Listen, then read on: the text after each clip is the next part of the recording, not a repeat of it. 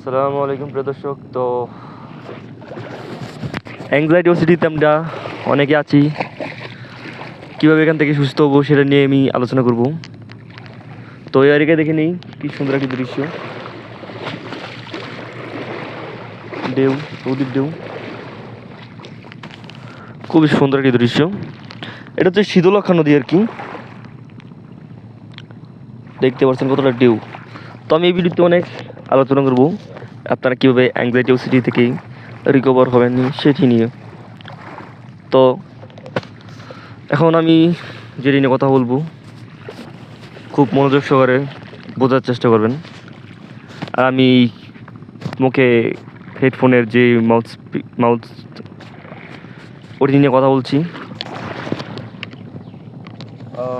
কানে দিয়ে নিই তাহলে আরও ভালোভাবে এটা হবে। তো আগে যে ভিডিও করতাম ওগুলোর মধ্যে আপনার দেখবেন যে নয়েজ হতো, অনেক পরিমাণের নয়েজ, ভালোভাবে বুঝতে পারতেন না। তো এখন হয়তো ভালোভাবে বুঝতে পারবেন। আর প্রথমত আমি বলে নিই যে যারা এই ভিডিওটি দেখছেন, নতুন যারা আছেন, প্লিজ এই চ্যানেলটিতে সাবস্ক্রাইব করেন এবং 50টি সাবস্ক্রাইব পূরণ করলে আমি লাইভে এসে আপনাদের সাথে পরামর্শ দিতে পারবো অ্যাংজাইটি ও সিটি সম্পর্কে।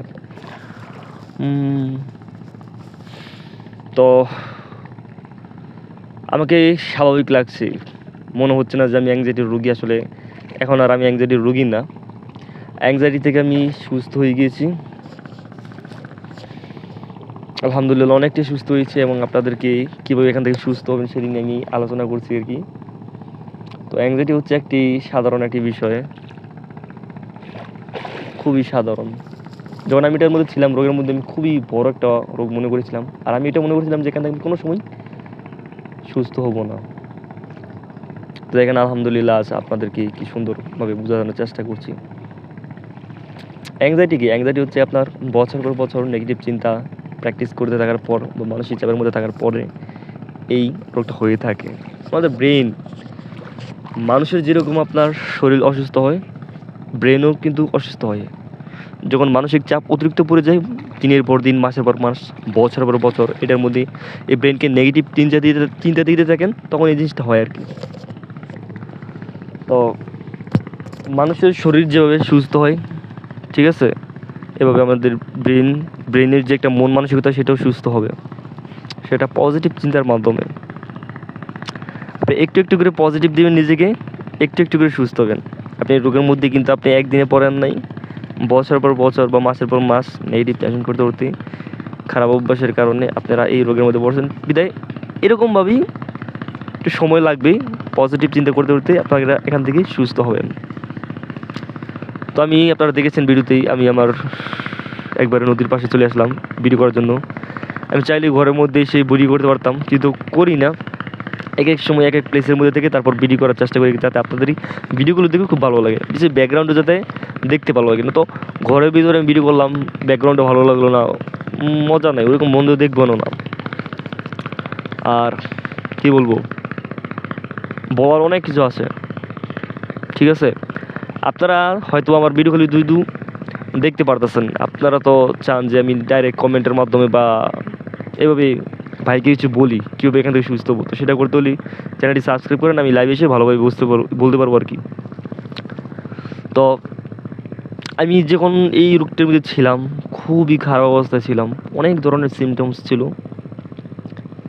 আর প্যানিক অ্যাটাক, বাইরে ভাই, যেমন মনে হয় যে মৃত্যু এবং মৃত্যুর মাঝখানে যেই সময়টা থাকে ওটার মধ্যে ছিলাম, এরকমও হইতো। তো প্যানিক অ্যাটাক থেকেও রক্ষা পাওয়া যায়, এগুলো একবার সব চলে গেছে। সিমটমস, জুড়ে যাওয়ার ভয়, মৃত্যু ভয়, এগুলো সব চলে গেছে। কেন জানেন? কারণ আমি চিন্তার সাথে ফাইট করিয়ে নেই, যেসব নেগেটিভ চিন্তাগুলো আসছিল সেগুলোকে আমি পজিটিভভাবে ভেবেছি, প্রশ্ন করেছি, এর সমাধান খুঁজেছি এবং ভয়ের মুখোমুখি হওয়ার চেষ্টা করেছি। কারণ আমাদের ভয়, প্রথমত আপনার নেগেটিভ চিন্তার মাধ্যমে আমরা ভয় পেয়ে যাই, আর সেই ভয়কে আমরা জয় করলেই এই ভয়কে দূর করতে পারবো। তো পজিটিভ চিন্তা কীভাবে দিতাম, বিশেষ করে আমার চাকরির ভবিষ্যতে কিছু একটা করার, ওই চিন্তাটা সবচেয়ে বেশি আসতো। এবং চুল পুড়ে যেতেছে, চুলের চিন্তাটা আসতো। তো চাকরির চিন্তার সমাধান কীভাবে দিলাম, আমি যদি কাজকর্ম করি, ভালোভাবে কিছু একটা করি, তাহলে তো আমার ভবিষ্যৎ সুন্দর। আর যদি আমি চিন্তাই করি আমি কী করবো, ভবিষ্যতে ভালো একটা চাকরি পাবো বা কাজকর্ম করতে পারবো না, এগুলো নিয়ে যদি বসে থাকি তাহলে তো আমার হইব না। এভাবে এভাবে আমি নিজেকে পজিটিভ চিন্তা দিছিলাম। আর চুলেরটা দিছিলাম কীভাবে, যে আমি চুলের যে ঠিক আছে আমি চুলের যত্ন করবো প্লাস মেডিসিন দিব, এবং দরকার পড়লে ভবিষ্যতে আমি হেয়ার ট্রান্সপ্লান্ট করে নিব, সমস্যা নেই তো। মানে অ্যাংজাইটি যখন আপনি থাকবেন বিভিন্ন ধরনের যেটা চিন্তার বিষয় না, ওটা চিন্তা আপনার এসে করবো মাথার মধ্যে। কারণ আপনার নেগেটিভ চিন্তা চিন্তা করতে করতে এতটুকু জায়গার মধ্যে চলে গেছেন, আপনার ব্রেনকে এতটুকু খারাপ অবস্থা নিয়ে গেছেন যে শুধু নেগেটিভ চিন্তাগুলো সবার আগে আসতেছে। ব্রেন খারাপ বলতে আপনার ওইটা মনে করেন না যে ব্রেনের ওই খারাপ হয়েছে, ব্রেন বুঝে গেছে বা ব্রেন অন্য কোনো সমস্যা আছে। ব্রেন কিন্তু ঠিক আছে আমাদের, একবারে সুস্থ, কিন্তু আমাদের মনের সমস্যা আর কি, এই বিধায় এরকম হয়। আমাদের মনকে আগে ঠিক করতে হবে, চিন্তা ভাবনাকে আগে ঠিক করতে হবে, তাহলে আমরা এখান থেকে সুস্থ হবো আর কি।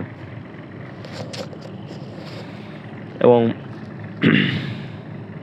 অনেকে চিন্তার সাথে ফাইট করেন, চিন্তাকে তাড়ানোর চেষ্টা করেন, না এটা করবেন না।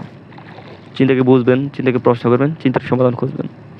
এবং যখন আপনার এই চিন্তাগুলো আসবে না, তখন নিজেকে প্রশ্ন করবেন, এগুলো জাস্ট আগে চিন্তাকে আপনারা ভয় পাবেন না।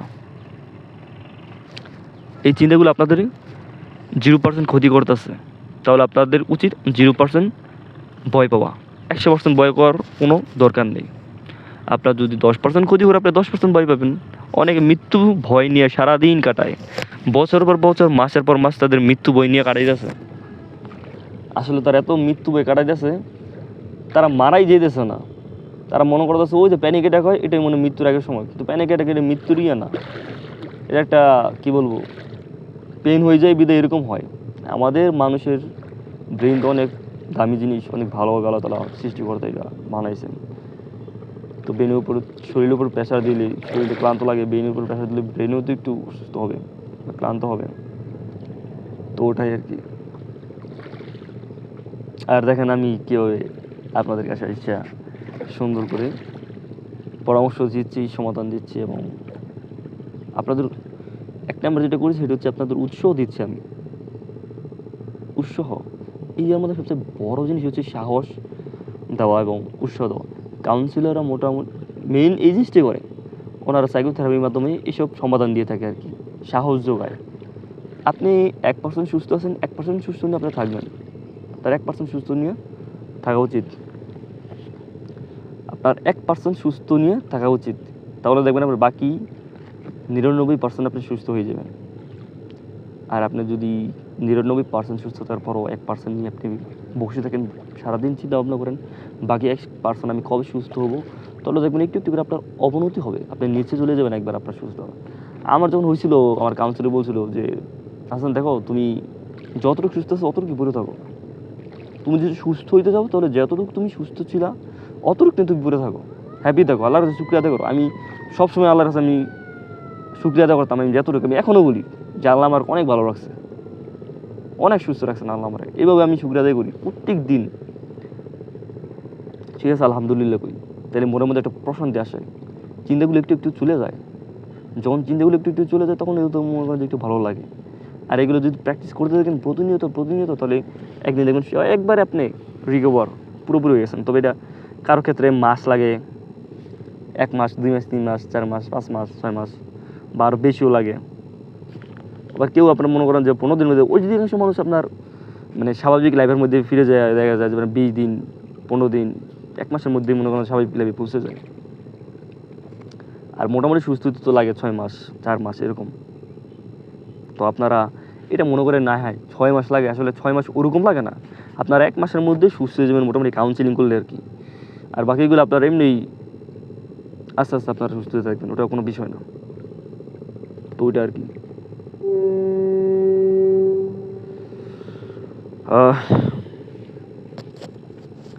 ভিডিওটা বড় হয়ে যাচ্ছে, আমি চাচ্ছি যে ছোটো করে করতে, মানে ছোটোর মধ্যে যতটুকু পারি আপনাদেরকে বোঝানোর চেষ্টা করি আর কি। তারপরে শেষ মুহূর্তে আমি বলে দিচ্ছি, যারা চ্যানেলটি সাবস্ক্রাইব করে নেই প্লিজ ভাই এবং বোনেরা, আপনারা চ্যানেলটি সাবস্ক্রাইব করলে আমার আরও ভালো লাগে ভিডিওগুলো করতে। কারণ ভিডিও করবো যে ভিডিও করে আপলোড করবো, মানে এগুলো অনেক বিরক্তিকর আর বিষয় আর কি, প্রতিদিন করা যায় না, সময় পাওয়া যায় না। তবে লাইভে আসলে দেখা যায় যে কোনো জায়গার মধ্যে লাইভে এসে আপনাদের সাথে পরামর্শ করতে পারি। আর সবথেকে বড় বিষয় হচ্ছে কি, আপনাদের লাইভে সরাসরি প্রশ্নের উত্তরগুলো দিতে পারি আর কি। এই আর কি। সবাই ভালো থাকবেন, সুস্থ থাকবেন, আর সুস্থ সবাই হবেন। যারা বলতেছেন যে সুস্থ হবো না তারাও সুস্থ হবেন, আর যারা বলছেন আমি সুস্থ হয়ে যাবো ইনশাল্লাহ তারা একটু তাড়াতাড়ি সুস্থ হবেন, এই আর কি।